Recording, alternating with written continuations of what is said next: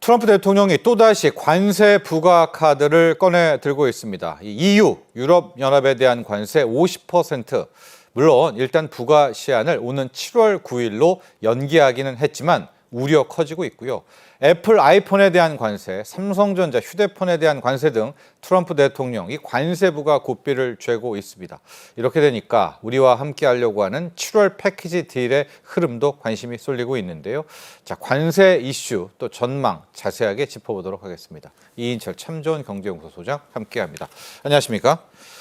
자, 이게 뭐 순간순간 뉴스만 안 보면 무슨 상황이 이어지는 건가? 주식시장은 왜 급락했나? 또 왜 급등했나? 모를 일입니다. 자, 소장님, 일단 유럽연합 관세 흐름을 좀 정리를 해 주셔야 되겠는데요. 왜냐하면 혹자는 50% 관세가 6월 1일로 알고 있고 또 이것 때문에 시장이 흔들 줄 알았는데 지금 주식시장은 굉장히 좋단 말입니다. 중간에 말 바뀌고가 있었죠. 내용 정리 한번 해 주시죠.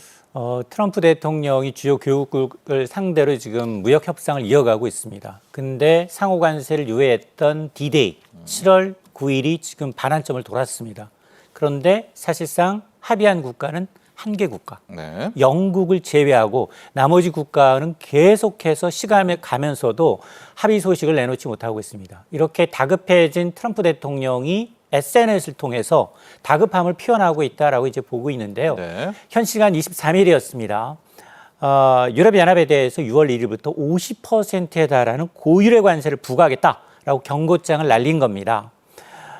이거는 지금 앞서서 유럽에 대해서는 상호관세율 20%였는데 갑자기 2.5배로 상향 조정하겠다라는 얘기인데요. 가장 큰 이유, 한 달 동안 진전이 없다. EU와의 관세 협상에 진전이 없기 때문에 이제 불만을 토로하고 있는데 무역 적자를 유발하는 이제 EU는 불공정 파트너일 뿐만이 아니라 협상에 성과도 없다. 그러면서 미국에 공장을 지으면 관세는 면제할 수 있다라고 덧붙이고 있는데 특히 EU의 경우에는 무역 장벽과 환율 조작 소송을 남발하면서 미국이 지금 손해를 보고 있는데 네. 미국은 연간 한 2억 5천만 달러, 약 3,400억 원에 달하는 무역 적자를 보고 있다라는 이제 주장을 펼치고 있습니다. 이런 발언의 배경에는 지금 EU 무역 책임자와 미국 대표자 간 주요 통화 바로 불과 4시간 앞둔 상황에서 이전 사전 압박용 기습성 경고가 아니냐라는 이제 이 해석이 나올 수밖에 없는 상황인데요. 물론 이틀 만에 번복을 했습니다. 네, 오늘 새벽에요. 맞습니다. 현지 시간 25일 유럽연합에 대해서 다음 달 1일, 6월 1일 부과하기로 했던 이제 50%의 관세 부과는 7월 9일까지 유예하겠다라고 밝히고는 있습니다만 이는 결국 이제 EU 집행위원장 우르조엘라 이제 폰데어라이언 이제 EU 집행위원장과 전화 통화를 갖고서 관세 부과 시한을 이제 연기한 것으로 알려지고 있는데 이 D-Day가 가까워지면 가까워질수록 지금 트럼프 행정부의 관세 압박, 다급함이 그대로 지금 EU는 27개 회원국이거든요. 이게 지금 통과하기 위해선 집행위원회 국가들 모두 다 이제 의견 수렴을 과정을 거쳐야 되는데 이게 지금 난항을 겪고 있거든요. 네. 그러니까 한꺼번에 압력을 좀 가해서 빠른 협의를 얻어내겠다라는 이제 트럼프의 협상 전략으로 해석이 됩니다. 네, 50% 관세도 그랬고요. 그걸 또 다시 연기하는 것도 그랬고 뭐 다분히 즉흥적이지만 또 트럼프 특유의 의도성도 담겨 있다 이런 생각도 듭니다. 유럽연합은 지금 상호 무관세를 제안하고 있는데 이후에 트럼프 반응도 좀 궁금하고요. 유럽연합은 지금 어떤 입장인지 같이 좀 종합적으로 이야기해 주시죠. 맞습니다. 이 트럼프 대통령의 이제 상호 관세 20% 부과 이후에 유럽연합도 지난달이었습니다. 90일 유예 결정을 위해서 이제 미국 철강 관세 대응 차원에서 시행하려던 보복 관세를 시행 시점을 7월 14일까지 네. 90일 동안 일단 보류를 했습니다. 그러면서 지난 9일에는 협상 불발에 대비해서 또 미국에 대해서 10%에 대한 보편 관세, 여기다 자동차 관세에 대한 보복 조치로 최대한 950억 유로, 한 150조 원 상당의 미국 제품에 대한 추가 보복 조치를 네. 준비하기 위해서 지금 회원국 간 의견 수렴 절차를 거치고 있는 상황입니다. 그런데 가장 큰 의사결정 기구는 EU 집행위원회가 네. 쥐고 있는 상황입니다. 이처럼 이제 이런 데에 대해서 지금 뭐 당장 이제 이 타이밍을 고려할 때 트럼프의 발언이라는 게 명백한 이제 의도적인 이제 압박 조치로 이제 해석되다 보니 지금 뉴욕타임즈의 경우에는 트럼프가 EU 관료들을 압박하고 있다라고 이제 보도를 하고 있는데 미국 측이 지금 EU 측이 제안한 상호 일단 무관세 협력안에 대해서 상당히 냉담한 그렇죠. 안 반응을 받았을 좀 것 같은데요. 맞습니다. 네. 그러다 보니 이걸 좀 정치적으로 전략적으로 좀 포석하기 위한 시각으로 이제 해석을 하고 있고 이에 대해서 EU 이제 무역 담당 집행위원회는 무역은 상호 존중을 바탕으로 이루어져야 한다. 그러면서 EU는 우리의 이익을 지키기 위한 준비가 돼 있다라고 얘기를 하고 있는데요. 다만 이제 협상의 의지가 열려 있다라면서 성실한 협상을 계속할 준비가 돼 있다라고 강조를 하고 있기 때문에 아마 이제 트럼프의 경고를 어떤 전면적으로 받아들이기보다는 협상 국면으로 조금은 되돌리기 위한 전략으로 지금 해석을 하고 있는 상황이기 때문에 실질적으로 만에 하나 이제 50%의 관세 부과가 시작되게 되면 27개 회원국이 모두 똑같이 네. 대미 보복의 보복을 낳을 수밖에 없는 상황이기 때문에 EU 역시 최악의 시나리오는 대비를 하고 있는 상황입니다. 자, 일단 폰데어 라이엔 EU 집행위원장과 통화는 잘 끝났다라고 하는데요. 하지만 트럼프 대통령이 누누이 이야기하는 게 유럽연합이 중국보다 더 나쁘다. 오히려 미국을 더 뒤통수를 친다. 이런 얘기를 하고 있거든요. 자, 소장님 앞으로 어떻게 흘러갈 것으로 전망을 하십니까? 중국보다 오히려 유럽연합이 더 어렵다. 이런 이야기도 전문가들 사이에 돌아요. 이 둘 협상도 만만치가 않죠. 맞습니다. 사실은 유럽연합에서 영국은 제외됐기 때문에 네. 단일 협상으로 영국과의 협상을 끝냈지만 영국은 사실 대미 무역 적자를 보고 있는 국가입니다. 네. 상대적으로 좀 쉬운 국가와의 협의는 이뤄냈지만 미국의 흑자예요. 맞습니다. 네. 그러다 보니까 EU 회원국 27개 회원국의 이해관계는 각국의 이해상에 따라 상당히 다릅니다. 의견 수렴 절차가 복잡할 수밖에 없는데요. 어쨌든 이제 이번 조치는 EU와의 협상에 좀 숨통을 튀기 위해서 지금 전략적으로 이제 유해한 것으로 해석이 되고 있고 특히 이제 중국과의 무역 압박에서 이제 휴전을 이제 이끌어낸 이후에 EU까지 좀 미국은 좀 압박을 강화해서 하려 했습니다만 좀 반응이 미적지근하다 보니 이 초조해진 상태에서 지금 트럼프 대통령이 SNS를 통한 압박이 아닌가라고 해석을 하고 있고요. 실제로 미국은 이제 EU가 중국산 수입품에 대한 관세 부과에 좀 동참해 주기를 은근히 좀 바라고 있습니다만 EU는 상당히 좀 그렇죠. 소극적입니다. 예. 자, 이런 걸 감안하게 되면 지금 앞으로 협상도 좀 쉽지는 않아 보이는데요.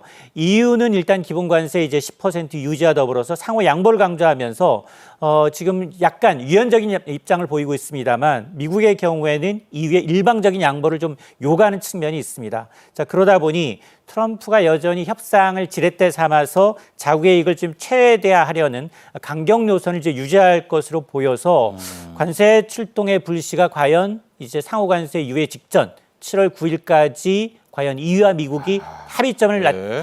과연 찾아낼 수 있겠느냐 이 부분에 대해서는 여전히 의구심이 남고 있는 상황입니다. 네, 유럽연합의 관세 이야기를 해봤고요. 이제 스마트폰 관세로 넘어가 보도록 하겠습니다. 당초 트럼프 대통령이 이 스마트폰은 워낙 미국 국민들 생활물과 밀접해가지고 약간 관세에서 배제해준다 이런 뉘앙스를 줬는데 또 말을 바꿔서요. 인도로 가려는 애플 아이폰 미국에 안 오면 25% 관세 최소입니다. 그럼 아이폰만 100이냐? 삼성 갤럭시도 25%. 뭐 이거 트럼프 대통령 자기 그냥 마음대로 이야기를 합니다. 스마트폰 관세는 어떻게 된답니까? 결과적으로요? 그렇습니다. 트럼프 대통령이 오는 6월 말부터입니다. 예. 해외에서 생산된 모든 수입산 스마트폰에 대해서 최소 25% 이상의 관세를 부과하겠다. 원래 안 한다면서요, 스마트폰. 맞습니다. 예. 일기 때도 그렇고요. 예. 왜냐? 아이폰은 미국에서 생산된 아이폰이 한 대도 없습니다. 예. 대부분 아이폰 90%가 중국에서 중국이죠. 네. 나머지 10%는 인도인데 근데 중국이 워낙 높은 관세를 부과하다 보니 아이폰 애플 입장에서는 중국산 비중을 좀 낮추고 인도로 지금 네. 이동하려고 예. 생산 비중을 인도 비중을 높이려고 하다 보니 지금 이것조차 막겠다는 겁니다. 아이폰뿐만 아니라 삼성전자도 마찬가지로 지금 미국에다가 생산 공장을 지어라라는 이제 압박인데요. 예. 근데 문제는 뭐냐? 애플 입장에서 1기 때도 그렇고 2기 때도 마찬가지로 차라리 관세가 더 낫다. 예. 미국에는 인건비, 생산 부지를 감안하게 되면 생산 원가가 맞지 않다는 겁니다. 예. 이 지금 인도에 대해서 26%의 관세를 부과하고 있는데 그 관세를 부과한다 하더라도 그걸 수입한다 하더라도 미국산 소비자들이 살 때는 오히려 인도 제품이 경쟁력이 더 가격 경쟁력이 높다는 겁니다. 인건비가 한 3배 차 나이지 않습니까? 맞습니다. 미국 노동자. 자, 네. 그러다 보니 미국 내 공장 설립이라는 게 높은 인건비뿐 아니라 이 부지 비용 등 현실적으로 어려움이 많다 보니까 애플의 경우는 1기 때도 말을 듣지 않았어요. 예. 그리고 2기 때 역시 이제 이 지금 생산 이제 기지의 변화보다는 오히려 임기 4년 동안 팀 쿡 CEO는 미국에 5천억 달러, 약 700조 원 이상을 투자하겠다. 다만 여기는 인공지능이라든가 미래 먹거리에 대한 이제 이 투자라는 거지. 그렇죠. 여기에 스마트폰은 아니죠. 공장이라는 네. 게 포함이 되어 있지 않습니다. 그러다 보니 지금 아이폰을 타겟으로 한 이제 스마트폰, 수입산 스마트폰에 대해서 25% 관세인데 문제는 소비자들입니다. 예. 현재 미국 시장 점유율은 지난해 말 기준 아이폰이 58%로 압도적인 1위고요. 한국의 갤럭시가 25%입니다. 네. 사실상 미국 시장을 양분하고 있는데 둘 다 고가 제품이에요. 여기다 25% 관세를 부과하게 되면 미국 소비자 입장들은 할 수 있는 게 별로 없습니다. 네. 미리 사재기, 관세 부과하기 전에 사재기 한다거나 아니면 교체 주기를 좀 더 오래 쓰지 뭐. 지금 이참에 바꾸지 말고 네. 이럴 수밖에 없는 상황이고 이러다 보니 일기 때도 사실은 아이폰만큼은 애플만큼은 관세를 유예해줬던 기억이 네. 있기 때문에 네. 혹시나 이렇게 가는 게 아니냐라는 건데 문제는 애플이 이렇게 25% 관세를 맞게 되면 우리는 지금 애플로 이 부품을 납품하는 네. 업체들이 상당히 많습니다. 뭐 LG 이노텍이라든가 이런 경우에 직간접적으로 피해가 가셔야될 수밖에 없기 때문에 저는 사실상 트럼프 대통령이 압박용, 미국 내 제조 공장을 지으라는 압박용이지 실제로 관세를 부과한다 그러면 근데 트럼프 대통령이 이중적인 태도도 뭐냐? 중국산 제품에 고유를 관세를 부과하면서도 아마존이 중국산 수입품에 높은 가격을 반영하려고 하면 가격을 반영하지 못하도록 하고 있고 월마트한테도 그랬잖아요. 맞습니다. 예. 그러다 보니 만에 하나 지금 아이폰에 25%의 관세를 부과했다. 그러면 소비자 입장에서 1.25배 정도 가격이 비싸지는데 가격 인상을 못하게 막는다면 정부가 관세 수입은 나겠지만 기업들은 관세 부분만큼 네. 독박을 써야 되는 경우이기 때문에 상당히 이율배반적이어서 그러면 주주들 반항, 네. 소비자들 반항이 좀 커질 수 있어서 현실화되긴 저는 어렵다고 봅니다. 자, 트럼프의 속내가 궁금합니다. 왜냐하면 이제 애플이 투자를 안 하겠다는 것도 아니거든요. 이미 엄청난 돈의 약속을 했습니다. 엔비디아도 약속을 하고 참 수천억 이상을 투자하겠다라고 했는데도 이렇게 뒤통수를 치는 트럼프 대통령 특유의 또 그런 행태들이 좀 보입니다. 자, 스마트폰 관세 어떻게 될지 자세히 지켜보도록 하고요. US 스틸 문제도 비슷한 궤적인 것 같아요. 절대 안 된다고 하다가 지금 보면 일단 일본 제철이 US 스틸 인수를 사실상 한 것 같거든요. 승인을 또 한 듯 안 한 듯. 이 상황 어떻게 된 겁니까 지금? 맞습니다. 트럼프 대통령이 이제 미국 제조 부활을 좀 꿈꾸고 있죠. 예. 경제 활성화를 강조하고 있는데 근데 시간이 좀 없습니다. 그러다 보니 그런데 이제 지지율은 떨어지고 네. 가격은 오르다 보니 오히려 트럼프 대통령이 일본 제철에 US 스틸을 사실상 승인을 하고 있다라는 보도가 지금 나오고 있는 겁니다. 보도가. 맞습니다. 예, 이유는 크게 예. 세 가지로 이제 추격해 볼 수 있는데 첫 번째는 US 스틸 자구적으로 이제 할 수 있는 부분이 없다 보니 막대한 투자를 약속받겠다는 겁니다. 일본 제철이 총 140억 달러, 약 19조 원 상당을 직접적으로 이 대미 투자를 약속했는데요. 이 가운데는 미국 내 새 제철소 건설이 포함되어 있습니다. 예. 그러다 보니까 이제 7만 개 이상 일자리 창출 효과가 기대가 되고 있죠. 특히 이렇게 되면 두 번째, 미국 내 철강 산업의 경쟁력이 제고될 수 있다라는 그렇죠. 겁니다. US 스틸은 124년, 100년이 넘는 이제 전통적인 미국 제조업의 상징이다 보니 이것만큼은 이제 중국의 철강한테 밀리지 않겠다라는 이제 선언인데 이번 인수가 오히려 궁극적으로 보면 US 스틸의 경쟁력을 좀 높이는 그런 이제 조치가 아니냐라는 건데요. 트럼프 대통령도 철강은 영원한 메이드 인 아메리카가 되도록 하겠다라고 강조하고 있습니다. 그렇다면 왜 이렇게 스탠스가 바뀌었느냐? 바로 이제 정치적 셈법의 변화를 좀 들 수 있습니다. 지난해까지만 하더라도 트럼프, 바이든 두 행정부 모두 인수에 반대했습니다. 네. 그런데 선거가 지금 가까워지고 있는 상황에서 지금 트럼프 대통령이 성과라고 내세울 만한 게 별로 없다는 겁니다. 그러다 보니 고율의 관세 위협 대신에 대규모 오히려 미국에 투자를 유치했다. 네. 라는 것이 홍보가 될 수 있다는 겁니다. 국내 여론을 달랠 수 있는 전략도 깔려 있는데요. 다만 아직 이제 일본 제철의 경우에는 US 스틸을 이제 100% 인수해서 자회사로 이제 만들겠다라는 취지이지만 이게 가능할지 여부는 불확실합니다. 트럼프는 파트너십은 가능하지만 과반 지분 인수는 신중해야 한다라는 입장을 표명해 왔기 때문에 최종 결정이 어떻게 날지 여부는 좀 지켜봐야 합니다. 아니 일본제철 입장에서는 저게 일종의 투자라고 한다면 뭐 유인이 없죠. 자기 회사니까 어떻게 될까요? 트럼프 대통령은 자회사로는 승인하지 않는다 이런 거죠? 맞습니다. 예. 말씀하셨던 것처럼 이제 일본 제철 US 스틸 인수의 경우에는 사실상 이제 뭐 승인 났다라는 보도는 나오고 있지만 그러나 이 계획된 파트너십이라는 점에서 구체적인 계약 내용이 지금 알려진 게 없습니다. 근데 트럼프 대통령이 지금까지 이제 입장이라는 건 이 US 스틸의 경우에는 이 국가 안보 차원에서 철강 산업이 안보 차원에서 직결되기 때문에 메이드 인 아메리카를 유지하겠다라는 거기 때문에 과반 지분 인수는 좀 어려울 것으로 보였습니다. 그럼 돈만 내라, 투자만 그러니까 내라. 이제 예. 아마도 절충점을 좀 찾을 것으로 보이는데요. 어쨌든 일본 전체는 100% 인수를, 미국은 전략 자산의 보호를 중시하고 있는 만큼 정치적, 경제적 균형을 고려한 절충안이 나올 가능성이 이제 주목을 하고 있는데요. 그러니까 예를 든다면 50% 이하의 지분을 인수하되 운영권을 확보하는, 보장해주는 이와 같은 방식이 절충안이 현실적인 협상안으로 이제 떠오를 가능성이 제기가 되고 있는데요.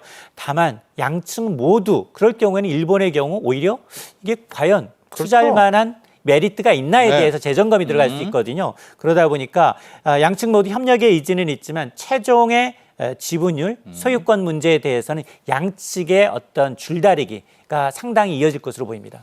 자, 이제 우리와의 관세 협상도 이제 새로운 정부 출범과 함께 본격화될 것 같은데 지금 화두로 떠오르는 게 비관세 장벽이고요. 오늘 우리 원달러 환율이 1,360원대 초반, 이러다 60원대도 깨지겠습니다. 이런 환율 부분도 실은 비관세 장벽 협상에 들어가거든요. 우리는 이제 카테고리 다 정해져 있잖아요. 이것 외에 비관세 무역 장벽, 이게 좀 굉장히 쟁점이 될 것 같아요. 향후 한미 관세 협상에. 지난 주말 23일부터 25일 미국 워싱턴에서는 한미 2차 협의가 있었습니다. 예. 관세 협의가 있었는데 가장 큰 게 바로 지적하셨던 것처럼 비관세 부분인데요. 앞서 이제 미 무역대표부가 국가별 무역 장벽을 리스트화했습니다. 예. 한국에 대해서 언급한 것들을 보면 30개월 이상 쇠고기 수입을 왜 굉장히 무제한 15년 이상을 제한하고 있느냐. 두 번째가 쌀 관세 예. 513% 너무 높다라는 거고요. 구글의 이제 정밀주도 반출 제한과 의약품의 약가 정책, 여기다가 무기를 수입할 경우엔 왜 기술 이전 조치를 네. 꼭 서약이 돼야 되느냐라는 내용을 대표적인 비관세 장벽으로 꼽고 있습니다. 예. 특히 우리나라는 농심과 민감한 게 쇠고기와 쌀 문제거든요. 자, 그러다 보니까 이 압박 수위가 앞으로 더 높아질 가능성이 높은데요. 트럼프 대통령 공개 발언을 통해서도 한국의 쌀 관세가 너무 높다. 그러면서 공정하지 않다라고 직접적으로 불만을 드러낸 바가 있는데 물론 우리 정부가 당장 수용은 좀 어렵다라는 입장입니다. 당장 다음 달 6월 3일 새 정부가 이제 협상의 주체가 되기 때문에 네. 현 정부는 본격적인 양보 대신에 이 현실을 좀 설명을 하면서 간극 좁히기에 집중을 하고 있는 상황인데요. 그래서 우리도 이제 향후 이제 협상의 실질적인 진전을 위해서는 미국 측이 언급한 여러 가지 요건들 가운데 좀 우선순위, 관철 의지가 좀 강한 부분에 대해서 우선순위를 좀 따져보고 분석 식별해 보면서 협상력을 좀 주력할 필요가 있어 보이는데요. 네. 우리는 지금 미국산 에너지 수입과 또 이제 수입을 통해서 균형 무역 추진 의지를 밝히고 있고 또 미국 측이 절실하게 도움을 요청하고 있는 조선업 이제 네. 카드를 활용해서 25%에 달하는 상호 관세 그리고 품목별 자동차, 철강, 네. 반도체에 붙어 있는 품목별 관세 면제를 최소화하거나 이 면제하는데 최종 목표를 하고 있는 상황이기 때문에 근데 미국의 요구가 너무 여러 부처에 지금 다소 여러 부처에 소관 업무가 지금 나눠져 있습니다. 환율은 어떻게 될까요? 왜냐하면 뭐 맞습니다. 구글이라든가 저 소고기 원령 제한, 쌀 이런 건 우리가 좀 알고 대비도 돼 있는데 환율이 지금 1,360원대까지 떨어진 게 좀 수상하거든요. 맞습니다. 예. 이달 초 이탈리아 밀라노에서 예. 한미 재정 당국이 환율 의제를 논의했다라는 소식 하루 만에 예. 환율이 30원 넘게 급락을 했습니다. 네. 1,360원대는 지난해 11월 이후 7개월 만에 최고치를 기록을 하고 있는데요. 아마 미국의 지금 장기물 국채 수익률이 전고점을 돌파하고 있고 또 20년물 국채에서 수요가 부진했습니다. 네. 이런 걸 감안하게 되면 미국의 국가 부채 부담을 덜어내기 위해서 교역 상대국한테 원화 절상 압박, 제2의 플라자 합의 내지는 트럼프 행정부의 이 책사들의 보고서를 보게 되면 지금 안보를 이제 네. 이 협상 카드로 해서 환율 카드를 꺼내들 것으로 보입니다. 특히 원화 절상 압박과 더불어서 미국의 100년 만기 네, 무이자 국채. 국채 네. 매입을 강요할 가능성이 상당히 높습니다.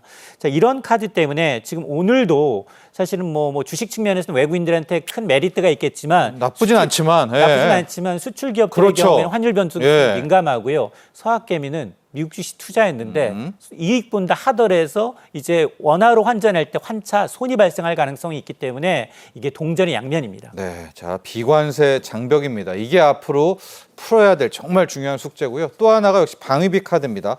주한미군 감축설 이것도 백악관에서 흘렸다. 뭐 이런 이야기까지 나오고 있는데 방위비 협상도 참 난항이겠습니다. 앞으로요, 그렇죠? 맞습니다. 블룸버그 통신이 최근에 이제 한국에 주한미군 4,500명을 네. 괌 등지로 이전하는 방안을 검토 중이다라고 이제 보도가 나왔습니다. 이는 전체 주한미군의 한 15% 규모이고요. 전면적인 철수는 아닌다 하더라도 역할 조정과 방위비 인상 압박용 가능성에 무게가 실리고 있는데요. 트럼프 대통령은 이 버릇처럼 한국을 머니머신이라고 언급을 하면서 최대 100억 달러, 14조 원, 네. 당초 이전 정부가 합의했던 것의 9배 이상의 방위비 증액을 요구하고 있는 상황입니다. 일단은 이제 미국의 우선주의, 대중경제 전략 속에서 한국의 전략적 대응과 협상력이 이제 관건이 될 것으로 보이는데요. 사실은 방위부 분담은 그동안은 이제 관세 패키지에선 제외돼서 별도의 투트랙으로 간다라고 했지만 트럼프 행정부가 지금 직간접적으로 계속해서 주한미국 감축설을 이제 제기하고 있는 만큼 차기 정부에서 아마 이 부분을 좀 더 정밀하게 미국과 협의를 좀 이어가야 될 부분입니다. 네, 자 4월 초 트럼프 대통령이 관세 폭탄을 던지고 나서 90일 유예를 이야기를 했는데 시간이 참 빠릅니다. 벌써 절반이 갔습니다. 이제 한 45일 정도가 남았고요. 우리는 이제 협상으로 돌입을 합니다. 한미 관세 협상 어떤 방향으로 좀 흘러가게 될까요? 그렇습니다. 지금 스콧 베센트 재무장관이 19개 국가와 협상이 진행되고 있고 일부 국가는 잘 되고 있다라고 얘기를 하고 있는데 구체적으로 어디가 잘 되고 있는지는 나와 있지도 않고요. 네. 영국 이외에는 지금 합의된 곳이 없습니다. 네. 중국은 90일 유예입니다. 그러다 보니 앞으로도 지금 유럽연합, 일본, 중국 등과 협상은 지금 교착 상태에 빠져 있는 상황이기 때문에 다급해지니까 27개 국가 연합인 유럽연합한테 먼저 50%에 달하는 경고장을 날렸고요. 이게 아마 파급 효과로 다른 국가들도 이처럼 협상에 적극적으로 임하지 않을 경우 이제 유예 기간 데드라인 이전에 협상에 임하지 않을 경우에는 더 높은 관세를 부과할 수 있다라는 어떤 시그널로 다시 해석이 폭탄이다. 맞습니다. 네. 해석이 되고 있습니다. 그래서 남은 이제 이 45일 동안 관세 전쟁이 격화될 가능성이 상당히 좀 커 보이고요. 예. 트럼프 대통령은 중국과의 재협상도 지금 준비 중인 것으로 알려지고 있는데 따라서 전 세계를 상대로 이제 관세 협상이라는 게 좀 속도전 그리고 아마 이제 강경 압박 이런 병행하는 정책으로 전개될 가능성이 상당히 높아 보입니다. 그렇습니다. 관세 유예 여러분 절반이 지나갔습니다. 남은 절반 방금도 이야기해 주셨지만 또 강경한 관세 폭탄에 또 무기 압박이 있을 것도 우리가 대비해야 될 것 같습니다. 도움 말씀에 이인철 참 좋은 경제연구소 소장 함께했습니다. 오늘 감사합니다.